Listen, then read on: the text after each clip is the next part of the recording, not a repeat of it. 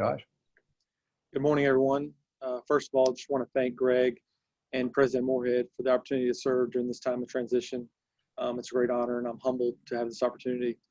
On behalf of the athletic department, I would like to personally thank Greg and show gratitude for all he's done in his time in athletics, especially the last 10 plus years as AD. You know, Greg is a true servant leader and someone who has never sought credit for all the great things that have happened here.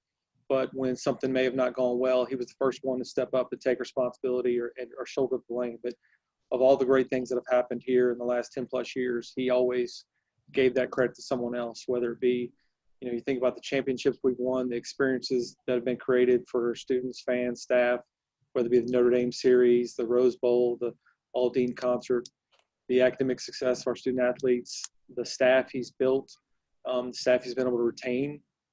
When you think about all the facility enhancements we've done in the last 10 plus years, over $300 million worth of enhancements, and during that same time, we have not added to our long-term debt.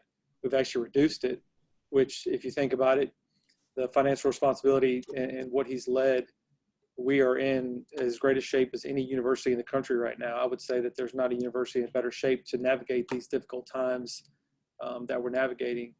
And that's all due to his leadership. And beyond that, the intrinsic things, the culture he's created, the way he treats everyone, it doesn't matter what position you have here, he treats everyone the same. It's been a great role model. And I can say for myself personally, you know, he gave me an opportunity 10 years ago, hired me away from football, promoted me to administration, gave me opportunities to, he challenged me, allowed me to grow, take chances, failed, succeeded, but learned throughout all of that. And it was his mentorship and leadership that have made me the leader I am today. And without him, I wouldn't be sitting here today. And I'm so thankful for his guidance and his leadership. And on behalf of everyone and myself, just really want to just say thank you to Greg, and now be happy to answer any questions anyone has. All right, let's go to questions. Let's start out with Chip Towers and then Anthony Dasher. Yeah, Josh, congratulations on the appointment.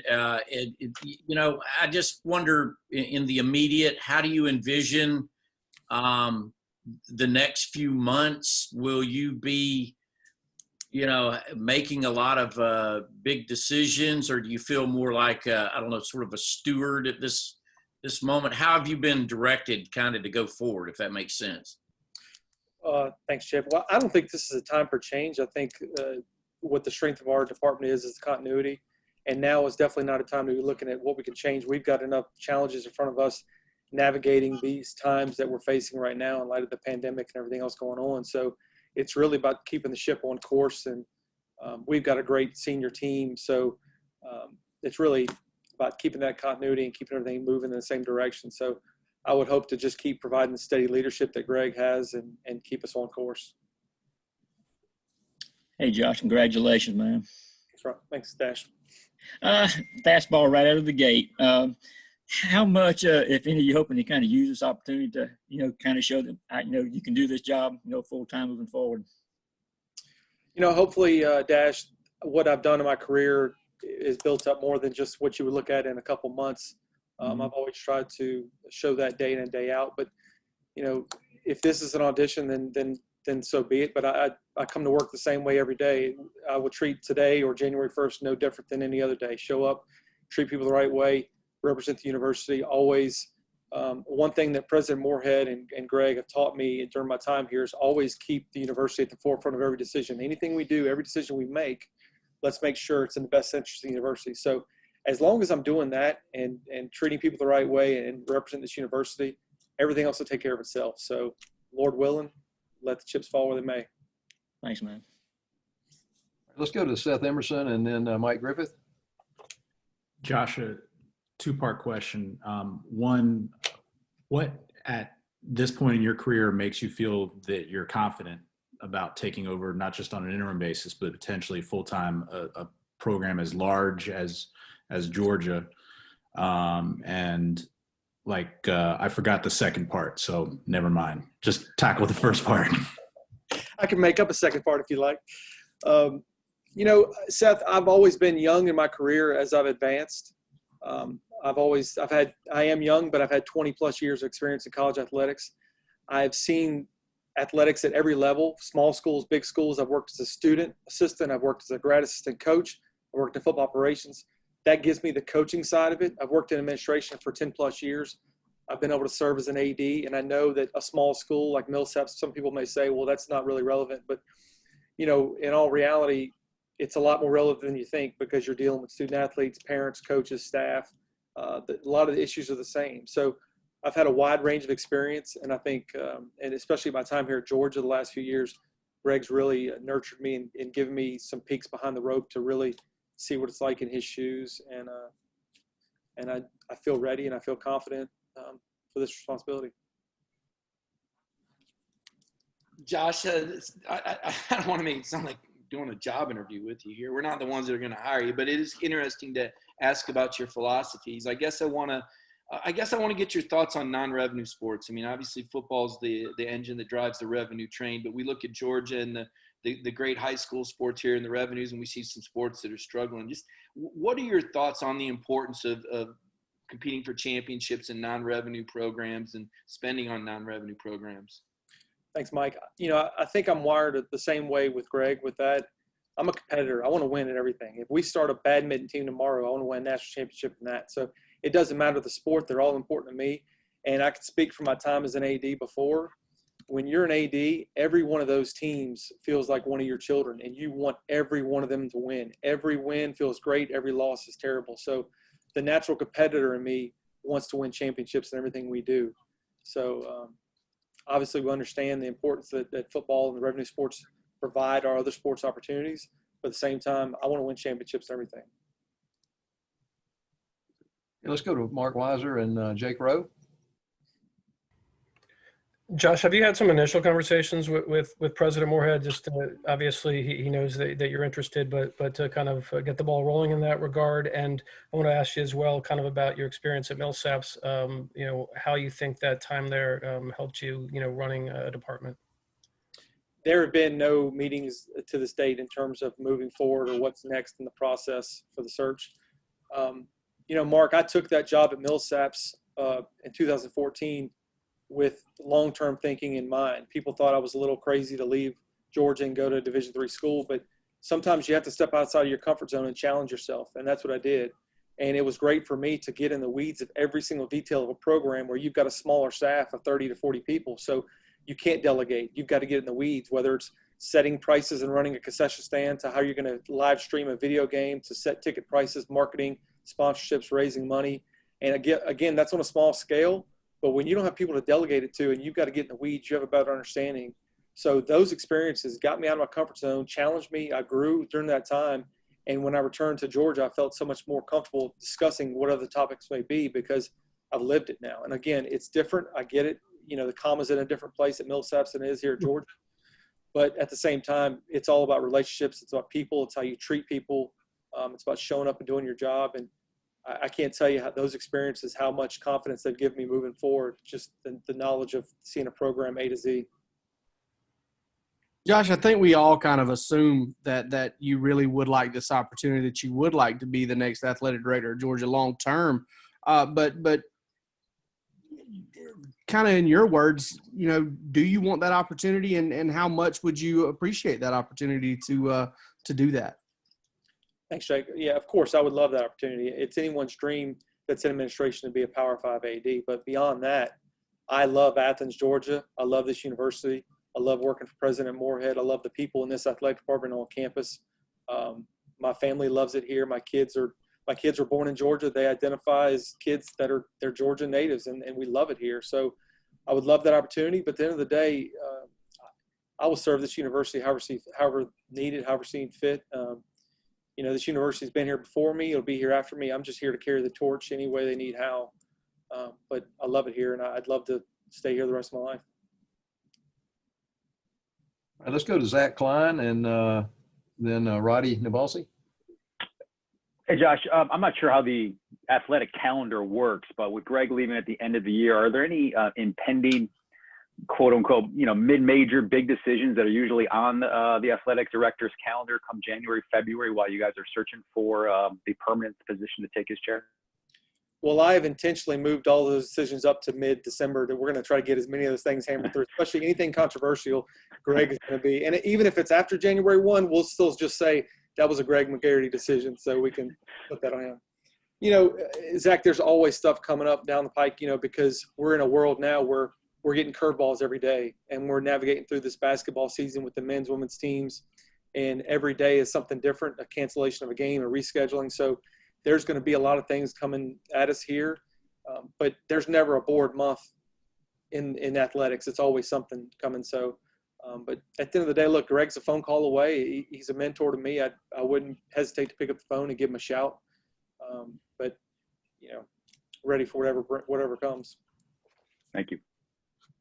Josh, 3 quick questions for you. 1, when's the next concert at Sanford Stadium? 2, when is there going to be beer in Sanford Stadium? And 3,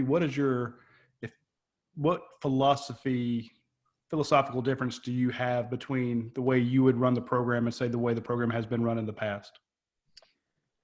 You know, first question, concert, we're always looking at options for that. And obviously this year would have been a great year for it, but in light of everything that's going on, it makes it more difficult. I would be interested to see what the concert world looks like in the future. And I think that there could be a potential where you could see across the country more concerts in larger venues, because they can maybe go to a venue that seats 90,000, put 20 or 30 in and a reduced capacity and manage that. But I know that industry's struggling right now, so we'll see how that plays out. But I'd love to do that again at Sanford Stadium, because it's just great for the town. It's great for the school. I think it went really well. So I'm definitely would always keep that on the list of things.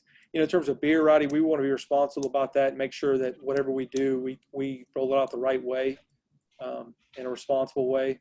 We'll see. You know, I think it's becoming more popular in the conference, and you know, we obviously learning from what others have done and how it's going. And then, what was your last question? Was about what differences? Yeah, philosophically, what differences do you foresee between yourself running if you were to get this job and you were made the full-time AD, not the interim? Do you have a philosophical difference in how you would run it versus how the Athletic Association has been run in the past? You know, Roddy, I think, first of all, I would hope that I'd share the same core beliefs and values as Greg and try to emulate those as best as possible. But, you know, sometimes it's not just about your beliefs, it's about the executive team. And I think what Greg has done here is he's built an executive team with people with different backgrounds, different skill sets that he allows to have healthy confrontations and great debate. So it's not just about what I believe, it's about what our team believes and how we can navigate that. But, you know, I don't know if there's any major differences. I'm probably a little more vocal. Greg would tell you I'm a little more outgoing on social media and things like that, and probably a little more forward facing in terms of that. But no, I would just hope to share the same values. And again, at the end of the day, it's keeping the mission of the university first and foremost in everything we do. Because if you do that, you know, you can't go wrong. Thanks. All right, let's go to Connor Riley and Vance Levy. Hey, Josh, how has your time as a director of football ops, do you think, helped you as an administrator and potentially help you as an athletic director? Thanks, Connor. That's actually a great question, because I think when you spend time on the other side of the aisle as a coach, as a grad assistant coach, or as director of football operations, you have a better understanding of needs versus wants. Sometimes as an administrator, you may get a request from a coach and you may say, well, why do they need that? Is that really needed? Is that necessary? Is that going to make the difference between signing that recruit or not signing that recruit? But when you've worked on that side of the aisle, you know what it's like to fight for every inch of your program. And when you're a coach, everything matters, because you're trying to uncover every stone. You're trying to take care of every advantage you can to give your student athletes the best chance to be successful. So having that mindset and understanding that, when a coach comes to me and explains to me what they need or why they need it, I have a greater appreciation for it as an administrator, because I've been there. I've been on that side of the aisle, and I have a greater appreciation for it. Hey, Josh, congrats and best of luck on an awesome responsibility.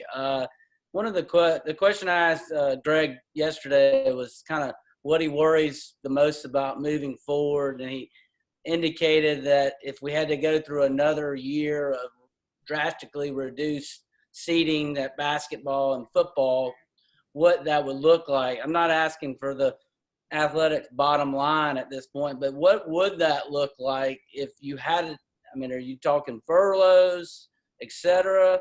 And then finally, have y'all got any indication from the SEC as when they will begin to look at the 2021 football schedule? You know, the 21 schedule is something that has not been discussed recently, to my knowledge. In terms of what next year is going to look like, it's so hard to tell, Vance. I think to make any predictions wouldn't be fair to anyone to speculate on those things. But I can give a lot of credit to what's happened this year from people in Matt Borman's office and Tim Keeley in the ticket office and going back to Matt in the development office, what they've done to help keep the people, instead of the refunding, keeping money in the system and converting it triple points. That has been phenomenal. That crew has been working tirelessly since really September to make that happen, which has put us in a great position. But as for next year, we'll see. There's so many unknowns to work through. But you got to give credit to our business office as well as we've managed expenses throughout this, because that management has also led to put us in a good position that we're in right now. Hey, we've got just a few minutes left. Let's just open up. Anyone has a question, go ahead and jump in. Hey, Josh, you mentioned social media a while ago. Of course, you're a big Twitter guy. You're on there quite a bit. That seems to be something a lot more of the younger, I guess, ADs out there do. I know Jared at Georgia Southern does that a lot. Why is that important for you to kind of interact with, I guess, for lack of a better word, your average fan and get them engaged and just kind of, talk about what's going on at UGA? For me, Dash, it's a way for me to connect with fans and the good, the bad, the ugly, to know about it, not put my head in the sand and be aware of what's going on. So, look, I don't mind when someone calls me out on Twitter or says something. I'd rather know. And sometimes when they do, I'll send them a direct message and send them my phone number and call them and talk through things. So it gives me another opportunity as another way to interact with our fans, to have a pulse. That's one thing I prided myself on during my time here is trying to be interactive and responsive to our fans and listening to them. So that's one of the key things for me. Cool, thanks. Josh, how much interaction have you had with Kirby so far? And we talk about the importance of football as a revenue generator. Talk about, if you wouldn't mind, your relationship with Kirby and how important that is and how much background you've got with him. Our time did not overlap before I came here. We worked in a lot of similar circles. We knew a lot of common people. So I think there's a mutual respect there. And you really try to be respectful of his time during the season.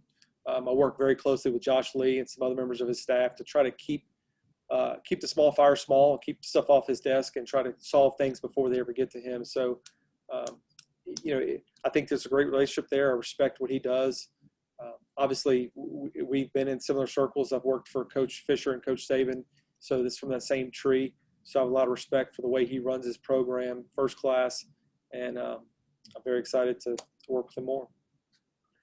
Josh, can I piggyback off that? Is the read right that, especially here at Georgia these days, you're not overseeing football so much, that they've got so much staff, they kind of do their thing, that your athletic director job, whether you're interim or full-time, has a lot to do with the other sports and just the overall direction of the athletics department? Seth, I think that's part of the culture here for all sports, because we don't consider ourselves sports supervisors as much as sport facilitators. That's the attitude that Greg's brought to the table. We're here to serve. At the end of the day, without the student athletes and the coaches, there's no need for me to even be here. So it's all about them. So it's less about what my opinion is, other than trying to be a good steward of all of our resources and how we operate, but facilitating and making their life easier. It's all about removing obstacles for them, making their jobs easier, helping them recruit, helping them get the kids in the classroom do well and be productive citizens and win championships on the field. So it's less about supervision per se, more about how do we facilitate and help them. And that's been Greg's leadership model from day one.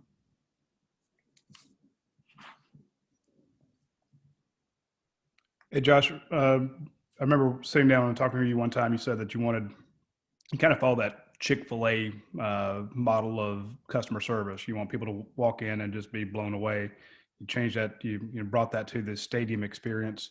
I know with COVID, things have been kind of sideways, but what other kind of customer service, fan experience improvements, ideas, philosophies do you have in the pipe that you're working on? I've always got ideas, Roddy. I've got crazy ideas when it comes to, I always want to find different ways to make the fan experience better. I'm a big fan of Chick-fil-A, big fan of Disney, wanting to do things the way they do, the way they operate. I think we've made great strides the last few years. This has been a year we've been able to really focus with reduced capacity, really take our time, greet people, treat them right, and especially in light of that, Roddy, I'd like to give a shout out to, what we've gone through since March. Ron Corson, Ann Aranda in sports medicine, Mark Delfshell, Lisa Moss in facilities, and Doris Griffith and all her responsibilities. We've had a team of individuals since March that have been working tirelessly to basically navigate these waters and keep our facilities clean and safe and keep our student athletes and staff safe.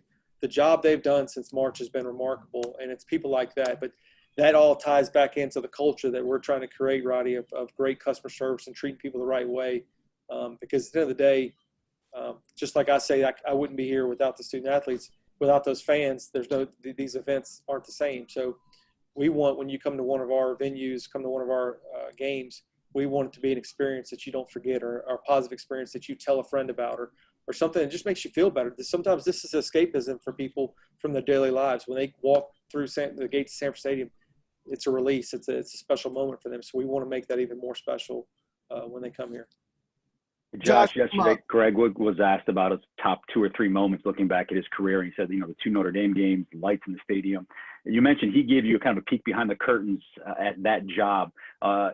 When your relationship, when you look back at a defining moment where you got to see maybe the secret sauce, was it something as big as the Notre Dame game as the lights that you'll always remember with him? Or was there something maybe less public that you'll always be very fond of?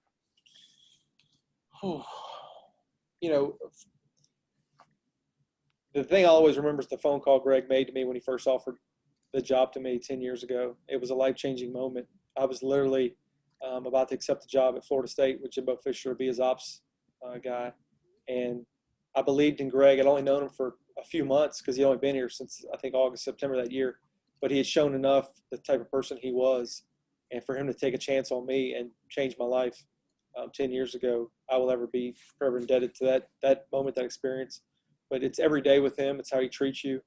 But we talk about the other experiences, the Notre Dame series and how that came together, and then to win both those games, to take over their stadium in South Bend, and then the light show that our team put together there was a really special moment. And then for me, I don't think anything will ever top the Rose Bowl.